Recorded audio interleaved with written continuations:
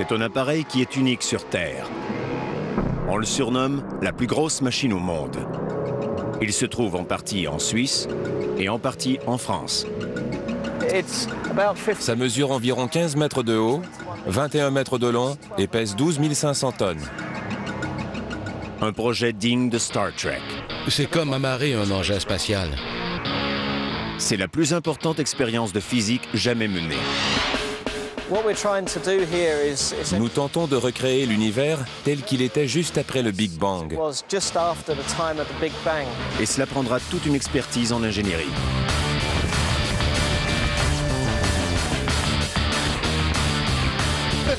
C'est une manœuvre difficile. Ici, tout peut arriver.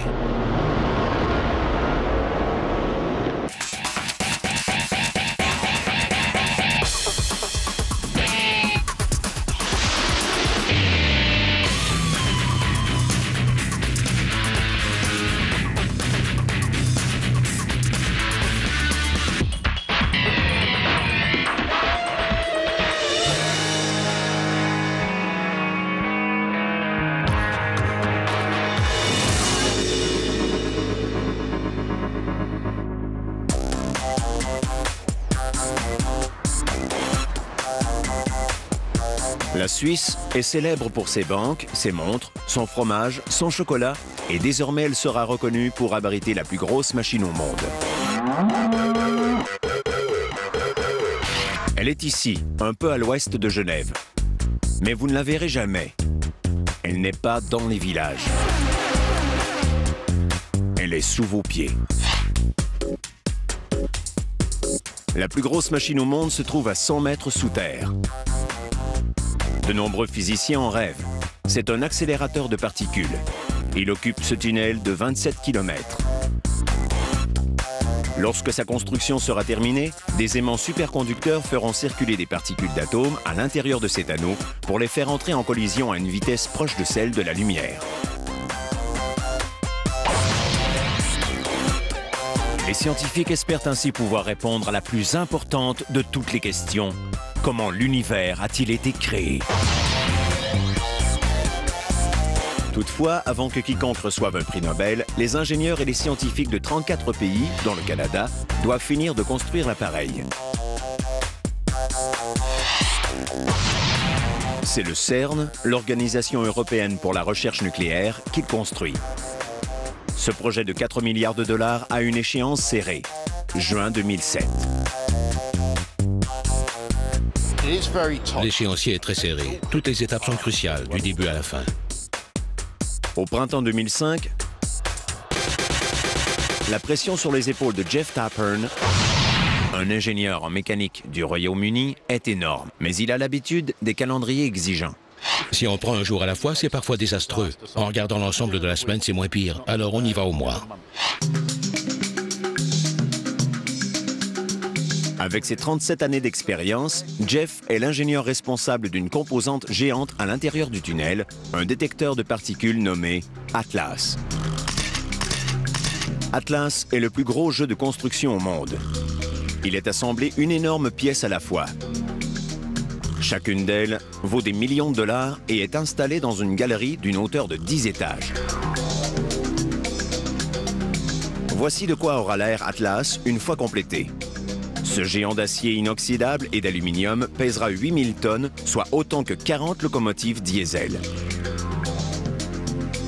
C'est à l'intérieur de ce gigantesque détecteur que les minuscules particules subatomiques entreront en collision.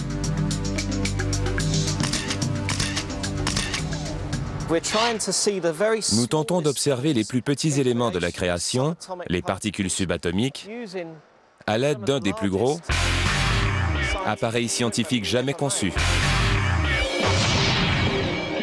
Les scientifiques croient qu'en recréant le Big Bang, ils en apprendront plus sur la formation de l'univers. Cependant, il reste encore beaucoup de travail à accomplir, même après 2 années d'excavation.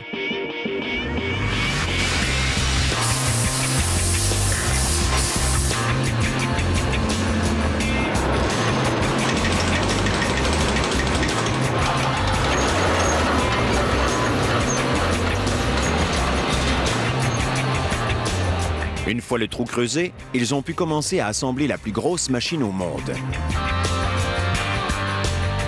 Mais demandez à Jeff Tapern s'il lui arrive de songer aux millions de dollars que valent les pièces qu'il déplace quotidiennement. Je travaille dans ce domaine depuis trop longtemps pour que ça m'inquiète. Si vous pensez au prix, vous ne faites rien. À la fin de la journée, il faut avoir accompli le travail. Le Canada a englouti 20 millions de dollars dans ces deux composantes qui scelleront les extrémités du détecteur Atlas.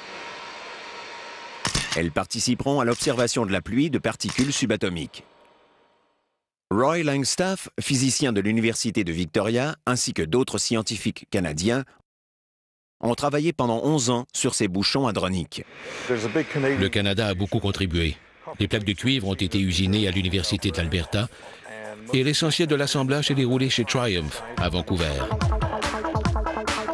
Dans 4 mois, les bouchons hadroniques seront chargés sur des remorques et sous la supervision de Roy Langstaff, ils seront transportés jusqu'au bâtiment Atlas, où Jeff Tapern en assurera la responsabilité. Jeff a tout vu et n'est pas facilement intimidé. Mais demain, son équipe descendra un aimant géant dans la caverne d'Atlas. Il s'agit d'une bobine toroïdale de 120 tonnes, soit l'équivalent du poids de 2 avions 737 chargés. Jeff et l'ingénieur Michel Raymond admettent que ce monstre peut leur tordre l'estomac. C'est une manœuvre difficile. Ici, tout peut arriver. La pression est grande sur Michel Raymond, responsable de l'installation de la bobine. L'enjeu est important. Si Atlas était endommagé, le projet prendrait des mois de retard. Michel, un ingénieur français de Marseille, a aussi travaillé sur les bouchons hadroniques aux côtés d'Espagnols, de Russes, d'Allemands, d'autres Français et des Canadiens.